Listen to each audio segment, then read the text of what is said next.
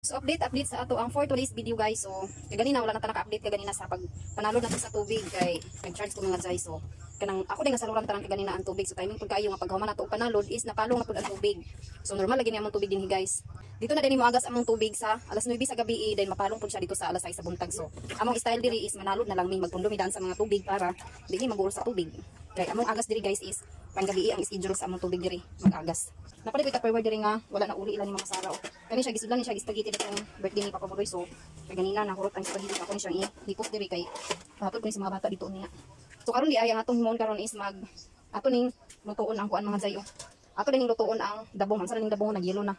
Pagtaon na ning kuan dudong nato ning aging adlaw na wala nato na atiman. So karon ato siyang tinluan kay ato siyang lutuon so damo sa konstant. So karon day ato din siyang panguansa sa iyang yelo-yelo. Kay para nga dili niya aging adlaw nga dabong nga gikuha ni dudong niya wala nato na kawanan guys. So ako siyang ikutan diri sa iyang lubot. Lubot. Ato siya ang rastangon.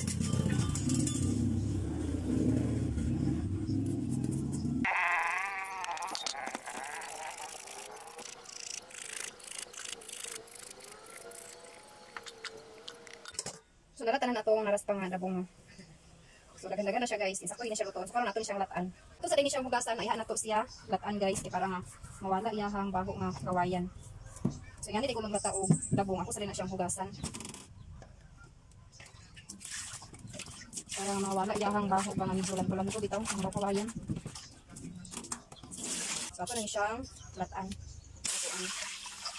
Kaya ako pa siyang iyaboy ang sabuan ni pagbukal. So wala siya tanan. So atong takloban. Karon ato na siyang kulihan sa tubig ay nakuha na siya guys. Nagbukal na siya. So ato ni siyang i-huwad dito, ato ni i-drain dayon, ato na ni siyang kulihan sa tubig. So ato na pud ni siyang hugasan. Para mawala gid iyang baho guys, nga kawayan. So ato na siya iluno diri. Oops. Ato na pud ni siyang takloban. Wala din ni ang kuan guys, dabong atong gilataan. So naluto na siya. Karon ato na ni siyang lutuon. So na ko'y kalahad yang gipain. So mo din ang panakot guys, nakoy tanglad at sili, luya, ahos ug bombay. So mo din atong gata. So karon maglunod na ta sa atong panakot. So ato ilunod ang dabong. Ato ilunod ang ikaduhang nga panakot. Karon ato daan nga pamunta. Mintan paglunod sa tanglad para samot siya guys. Ato ilunod atong ispiso nga gata ug ang asal. So mo atong iluto guys. Wala siya manok ng dalang halak. So naluto na din ang atong giluto nga dabong guys, nga ginataan. So na siya. So karon maghukad na ko kay manudto na ni. So mo na din atong giluto nga kuan guys, o dabong nga ginataan. So lamig isa lang siya in fairness. So mo na din atong panyuto guys, o natay ginataan nga dabong, so natay pinirito nga isda din bulad ug atong luto. So na ta guys, ready na atong panyuto.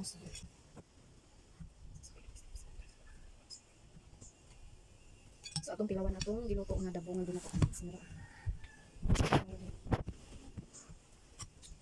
Mut isa nan siya in fairness, kaya siya kamot. Dagan kitong panato. Wala siya og kamot sa halang-halang naman.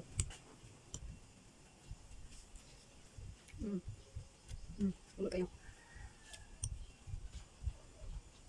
Yung dugay-gahay na itong dabong. Yung dugay nandiyan tarik.